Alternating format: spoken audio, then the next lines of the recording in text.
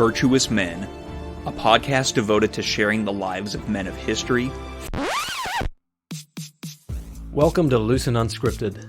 In this episode, we'll be talking about wisdom for man, discussing a famous poem, and talking about our plans for the future. Hey guys, welcome to another episode of Loose and Unscripted. I'm Scott. I'm Jamie. And we are the creators of Virtuous Men. So for this portion of the episode, we're going to be talking about wisdom that you and I have both learned separately at different courses in our lives. Wisdom. Yes, should be a very interesting topic of conversation. Indeed.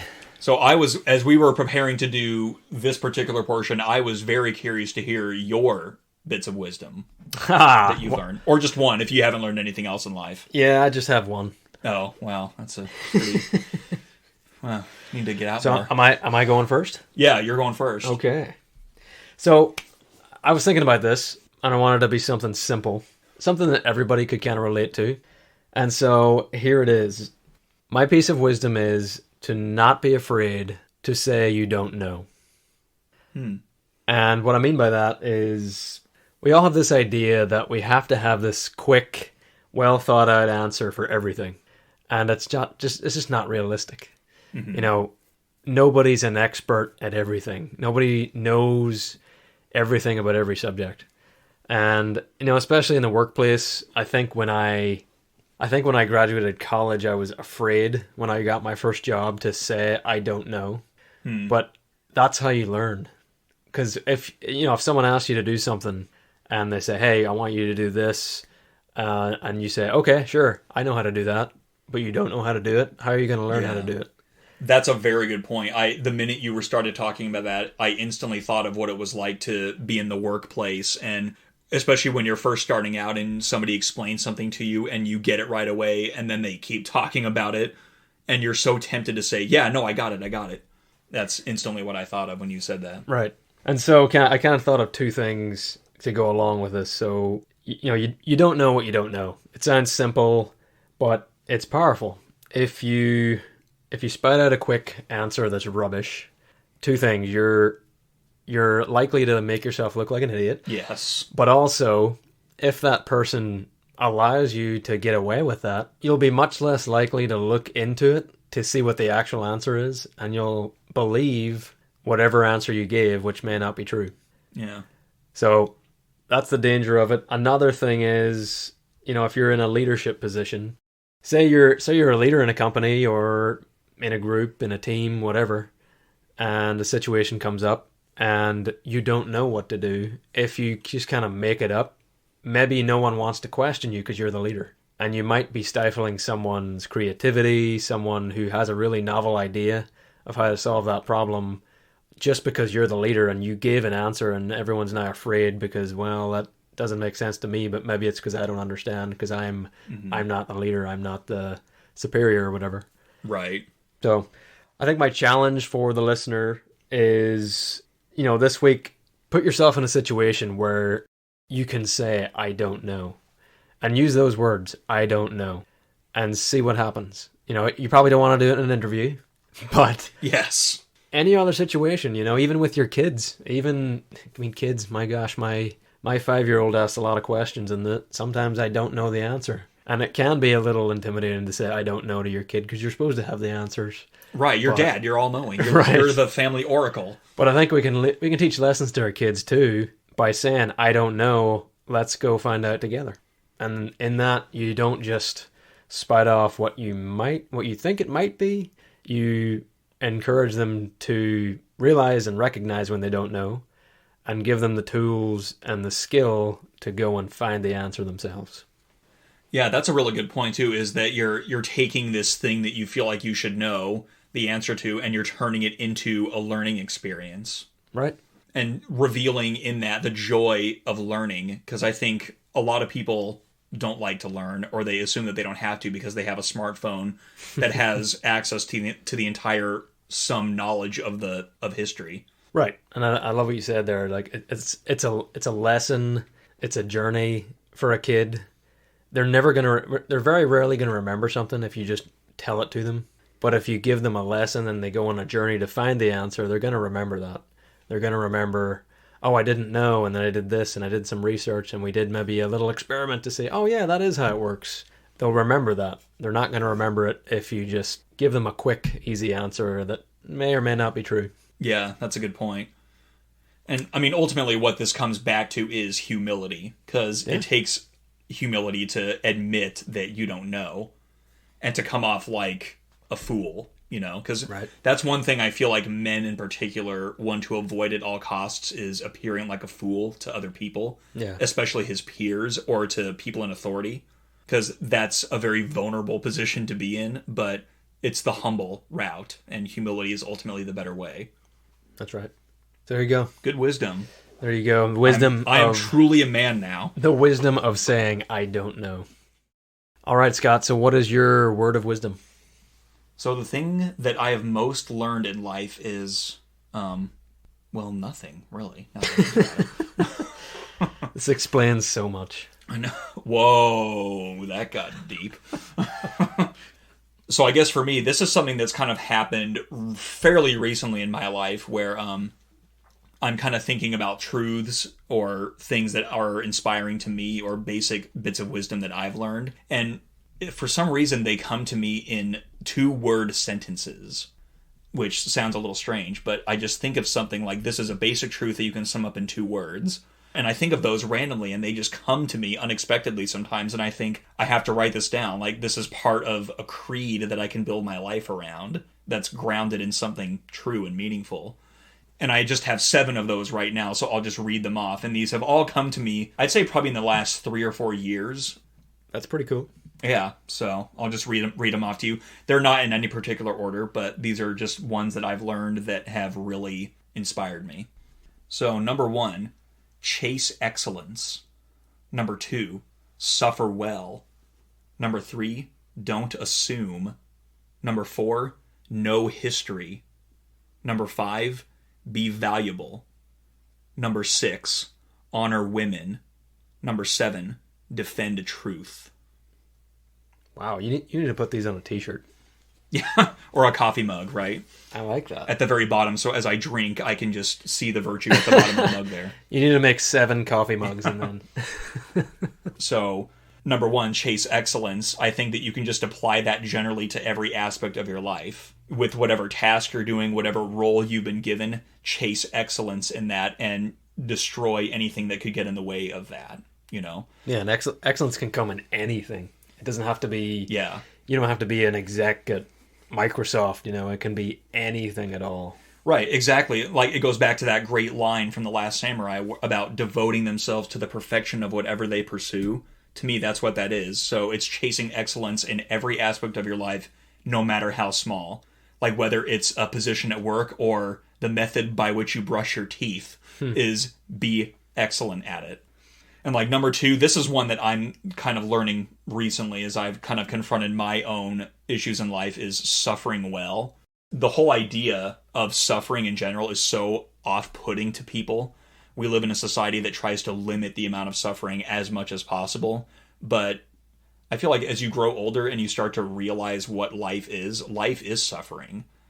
And the word suffering is a very extreme word. It conjures up very extreme images in your head, but suffering can be very subtle and it can be internal. So when I'm thinking of the idea of suffering well, I think allow yourself to suffer and allow yourself to learn from that suffering. That's kind of what it means to me. Yeah, it's kind of allowing yourself to sit in that suffering, whatever it may be, whether it's grief, you know, loss, pain. It can always teach us something. I think we grow the most when we're going through those hard times. Mm-hmm. And there's so many things that everything today is meant to distract us from that. And so it's really hard to suffer well, I would say, today, because there are so many distractions. So many things vying for our time, vying to take us away and distract us from our problems. But the danger in that is you never learn from your challenges when you always distract yourself from them. Yeah, number 3, this is probably the oldest one on the list. I've had this one in my head for a while, is don't assume. And that is basically what it is don't make assumptions, plain and simple. Because most of the time your assumptions about anything are going to be wrong. and you can make educated guesses, and there are some assumptions that are safer to make, but generally, don't make assumptions. It's not right. Yeah, and I think I go back. I think of my job when you say that. I mean, we make assumptions all day long on how things are going to behave, how materials are going to behave, but making assumptions on people is very different than that.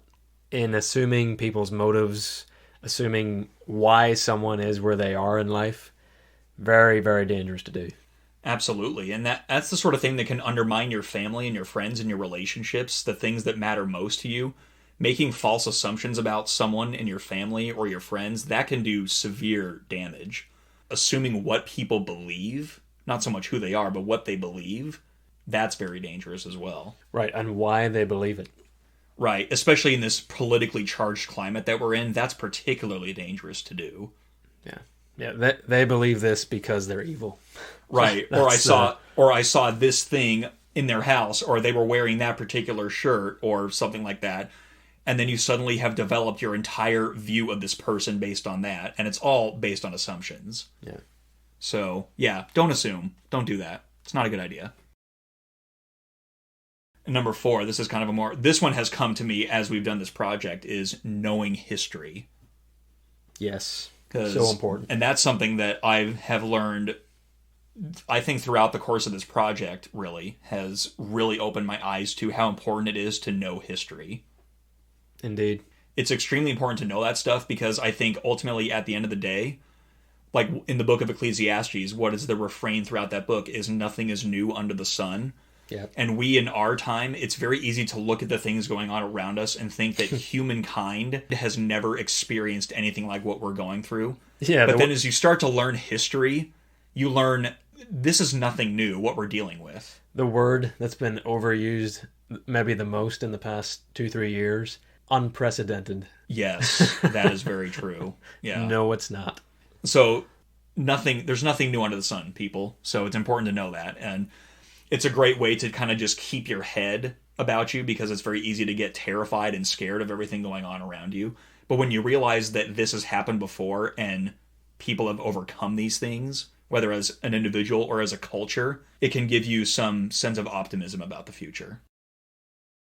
So number 5, be valuable. This one kind of came to me as I was thinking about how employers are having a really tough time hiring good people and things like that. And I think what that applies to is the way that you apply yourself to whatever job you're in, regardless of how you feel about that job.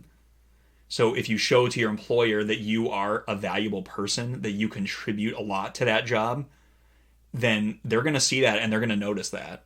And I've noticed that for my own life as I have applied myself to my various jobs. And I'm not perfect at it. I'm not saying that I'm some perfect employee, but when you apply yourself to the job and you make yourself available and valuable to the people that you're working for, that will help you in so many areas of life, not just work, but I think it especially applies to work. Yeah, I think of someone I listen to who we've featured on the Instagram page, Dave Ramsey. A lot of people call in and kind of ask questions like, hey, how should I go about asking my employer for a raise, a promotion? And he always goes back to the same thing. Show them how valuable you are. Don't just go in and say, hey, I want this much of a raise. Explain what you've done for the company, why you're irreplaceable. You know, what value do you bring that if they lost you tomorrow, it would be a real blow to the company. Start with that. And exactly. The raise, the promotion, and if you have a good boss, which if you don't, then leave. But if you do, the raise and the promotion will take care of itself. Yeah, that's a good point. It really speaks to this whole idea of living in a time where we can make demands and expect those demands to be met in regards to how we're treated at work, how much money we make, and everything like that. It's this whole sense of entitlement that I'm somehow entitled to make those claims when I've done nothing to earn them. Yeah. It takes the whole idea of earning that completely out of the equation. The whole idea of earning something is becoming more and more lost in our culture. So that's where the whole bit of wisdom of being valuable to the people you're working for really comes through, for me at least. So number 6 is honor women, which I think that just goes without saying. As a man, that's what you have to do. It's one of the core essential truths of even being a man. If you don't do that, then you're not a man, pure and simple. That's right. Well, what is honoring women? I think basically treating them like women and not treating them as some sort of extension of men, because that's another thing that's going on in our society, is this whole idea that men and women are basically the same. So we don't really have to treat each other any differently. And that's just not true. And our society is hell-bent on destroying those differences. And for the most part, it has succeeded. And are men and women better off now? Look around you. Do you think that things are better between men and women now? I don't think so. No. Yeah, that's part of why we started this project of Virtuous Man, was, calling man to be man and calling out the true differences between men and women, because they do exist. They are real. And it's no secret that a lot of men in our society are looking at porn or are addicted to porn. And that is the death rattle for honoring women. That does not teach you a thing about honoring women at all. And it primarily teaches you the opposite. It primarily does that by teaching you to not see women as human beings. Yeah. So I think that's ultimately where honoring women starts, is they're not these pretty objects. They're not these things that are meant for my genital pleasure and my viewing pleasure. They're human beings like me, but also different from me. Yeah, and they serve a very, very specific and needed purpose in society. And without women, without the nurturing care of women, the motherly instincts of women, the fragile beauty of women, the world is not the same. Exactly. And, I think of, it's very telling, all of the major, like the world wars, I think of the world wars and the carnage that happens when men go to war. And it's always when women enter that hellscape that, love and beauty can come from that horrible situation. You think of, the stories of the nurses in World War II tending to injured soldiers. I think of the lady, I forget her name, but she was a nurse in the Civil War. She went on to find the Red Cross. So it's women with that nurturing touch and that care that they give can really bring light to a lot of darkness that I think men go through. So they're so needed. All right, last one. Yeah, and finally, number 7 is defending truth, which I think is one of the foundational aspects of living a virtuous life, whether you're a man or a woman. Because if there's one thing that is most under assault in society today, it's truth. And a lot of that comes from the whole idea of there's no such thing as truth. There's just your truth and my truth. There's no such thing as ultimate truth or a single reality. It's kind of whatever you make of it. As Pontius Pilate said, what is truth?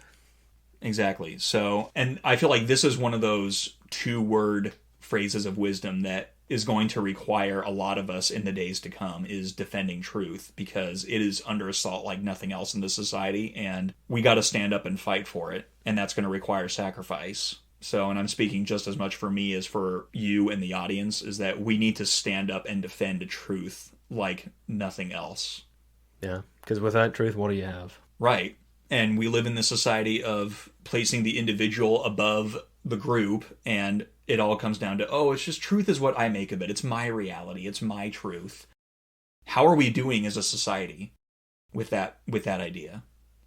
Yeah, the term "my truth," it might be the most narcissistic thing you can possibly say. My truth. You don't have a truth. There is no such thing as your truth. No. There's the truth and your choice whether to believe it or not. That's it. If you don't believe in truth, I challenge you to go up on your roof and try to fly. Yeah. Well, yeah, we're not encouraging that per se, but Don't do that. Yeah, don't do it. All right, what are we doing next? A little Kipling? Yes, indeed. All right, this is a poem from Rudyard Kipling, an English novelist and poet born in 1865. He was actually 30 when he wrote this poem, and it was actually originally published as fatherly advice for his son. It has a very interesting legacy, I think, because a lot of things that you see for men include a portion of that poem, so it's very definitive in defining manly virtue. Right, and it's perfect for our project. we've been talking about doing this for a while because it covers a lot of virtues that we've covered on this project, like honesty, humility, determination, stoicism. Yeah. So he laid it out better than anyone before or since, in my opinion. That's right. All right, here we go.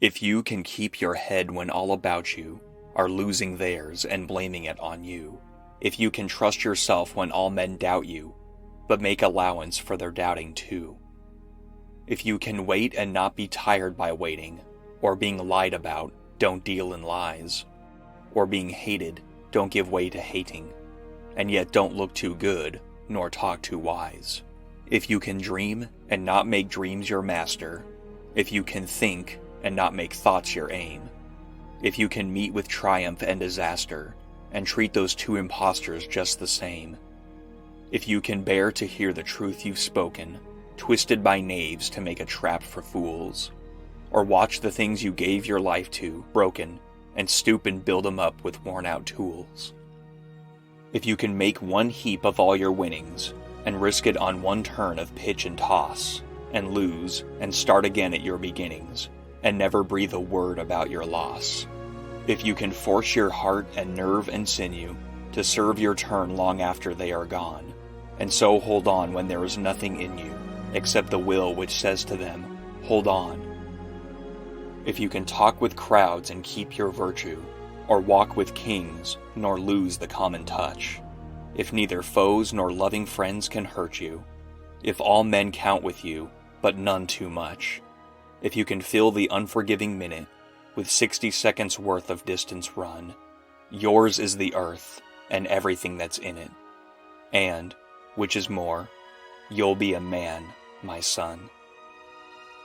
Rudyard Kipling, 1895.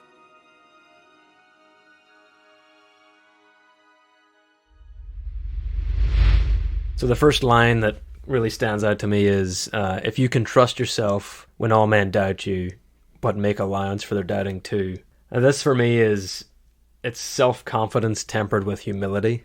The self-belief that, even when criticism comes, you trust that you've done your due diligence, but also that there's a chance that you could be partially wrong as well. Yeah, absolutely. Yeah, that's so true. Yeah, when you're in a situation where you're the only one that thinks differently and you're thinking, maybe I'm wrong, right, even if you know in your heart that you're right.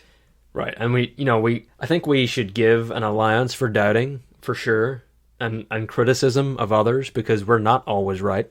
And I think when we neglect that, or maybe even don't allow criticism and doubting of our ideas or what we say, that can be dangerous, because then we get stuck in this echo chamber and we're not open to new ideas. So I think that's a good line, and I just love the way he says it. You trust yourself when all men doubt you, when everyone's saying you're wrong, but also make allowance for their doubting.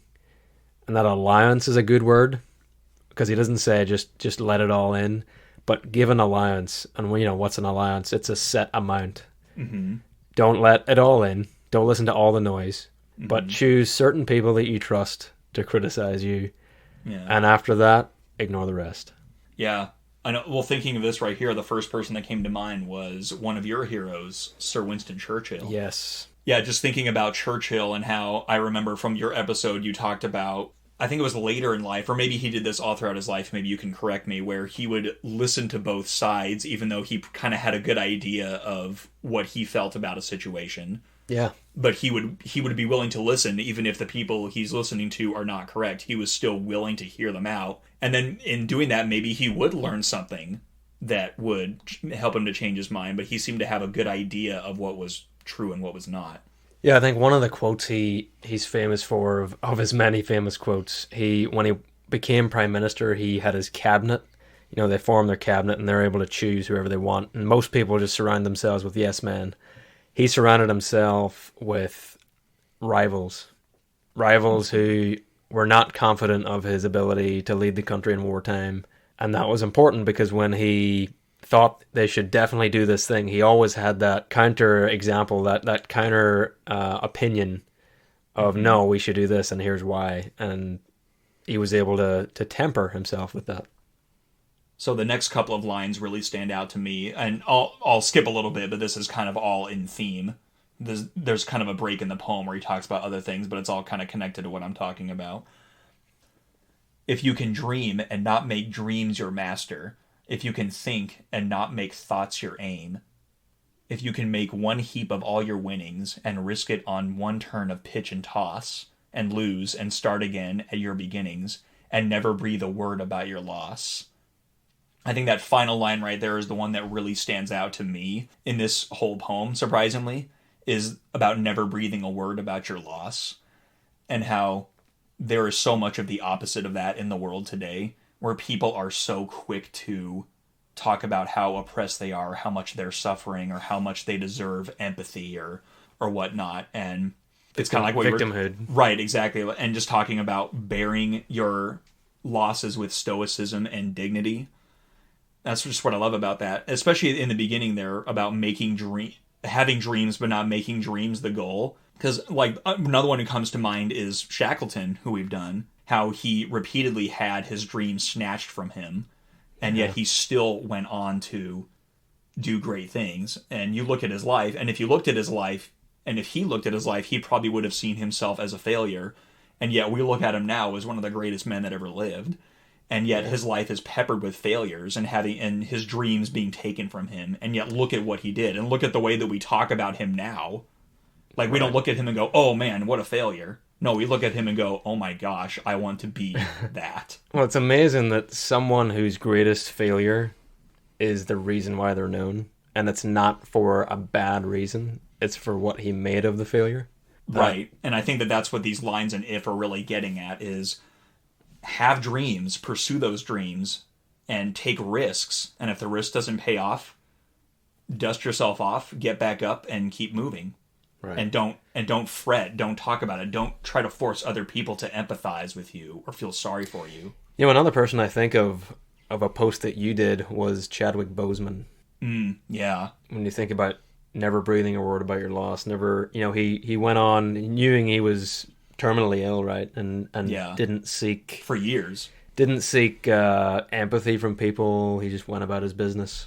Yeah, that's a powerful example. Yeah, especially something like an illness. Because naturally, if you tell people you're sick and you're suffering, people will naturally be drawn to that and to empathize with you and to pity you or feel sorry for you. But people that just have the ability to not talk about those things, that you think, why would they not talk about it? Oh my gosh, like, I can't believe that they were suffering so much.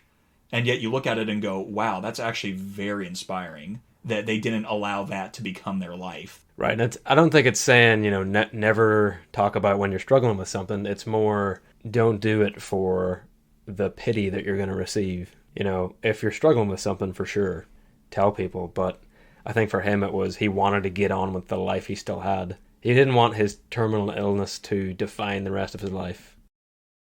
So we go down to the last paragraph of the poem. This one really sticks out to me. If all men count with you, but none too much. And I love that because there's a guy I listen to. He's a therapist called John Deloney. He's on the Ramsey Network. He has a podcast and everything. And one thing he really talks about a lot is not giving anyone too much power over you and not giving a ton of people the ability to hurt you. And what that means is, you know, obviously your wife would be a person who you give permission to hurt you. You know, maybe your best friend, you give them permission to say hard things to you, to call you out when you need to be called out, to keep you in check, keep you from going off the rails. But everyone else, they don't have permission to hurt you. And even when they say things that may hurt your feelings, it's your decision. It's up to you to allow that to hurt you or not. And that's like one of his main teachings, and one of the things he talks about a lot in his podcast and his books. And that has always really stuck with me since I first heard him say that when I started listening to him. And another thing that he points out is, you know, a lot of the time we, as parents, I'm a parent, we let our kids hurt us. And if you really think about it, that's ridiculous, because kids are kids. They say ridiculous things that they don't mean. They don't even understand. You know, your 5-year-old could come up and say, I hate you. They don't really know what they mean by that. They have no idea. And for us as a parent, for you to take them seriously and allow that to affect you deeply is just silly. And so I think it's also doing the kid a disservice to allow them that power because they're a kid. Let them be a kid. Yeah, don't treat them like little adults. Right. You should have maybe 3 to 5 people in your life who you give permission to hurt you. And that's it. So I guess as a challenge to the listener, how many people do you have? Do you allow everyone to hurt you? Everyone you come across at work, at church, at anywhere you go, in the grocery store line, if someone cuts in line, do you allow that to ruin your day? Or do you say, nope? Yeah, I definitely agree with you. And this line really speaks to what I've had to confront in my own life is this whole idea, sticks and stones may break my bones, but words will never hurt me.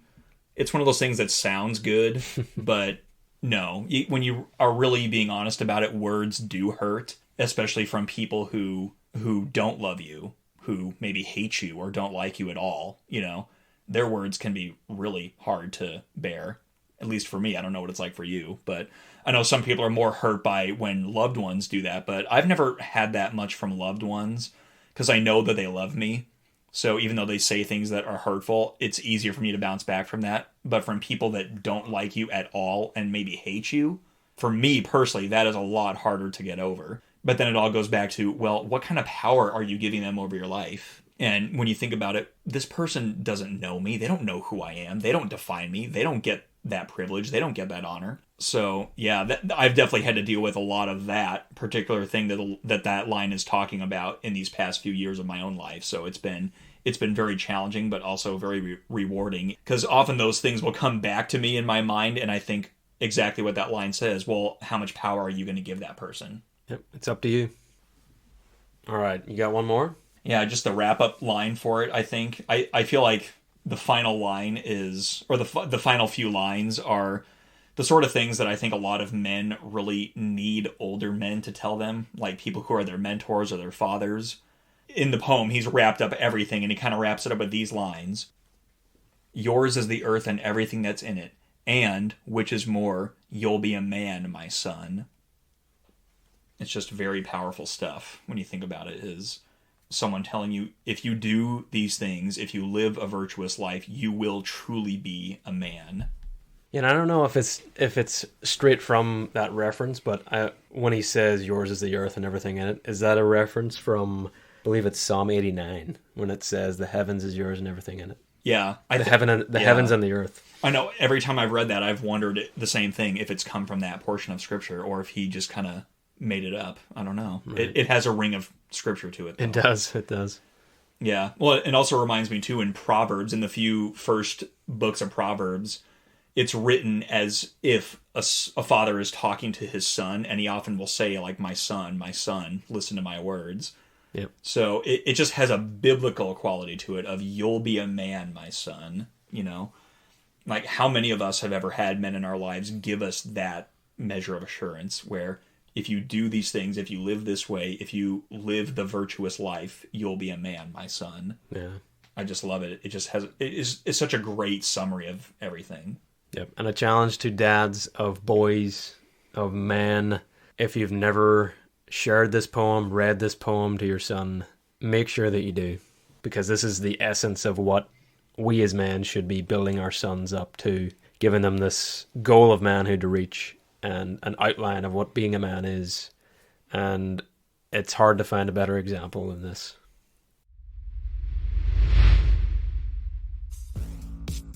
All right, so to wrap things up, I think we're going to chat a little bit about what's coming up on the Virtuous Men podcast, right? That's right, yeah. So first thing on the docket that we wanted to reveal is that we have a upcoming season of mini-pods, and it's going to focus on a single theme, which is nothing we've done before. Okay, and then we'll be getting back to our roots. At the start of next year, we'll be releasing Season 4. That'll be a little different than any one we've done before, but it'll be back to our full-length feature episodes, and I am very excited to get back to those. Yeah, we're not going to reveal anything about it other than it is maybe the most ambitious season we've ever done. All right, so thanks for joining us for this episode of Loose and Unscripted. Stay tuned for the first episode of our mini-pod season coming out Monday of next week. Scott, pleasure as always. Always a pleasure. Cheers. Cheers. There we go. The pleasure is all mine, sir. Relax.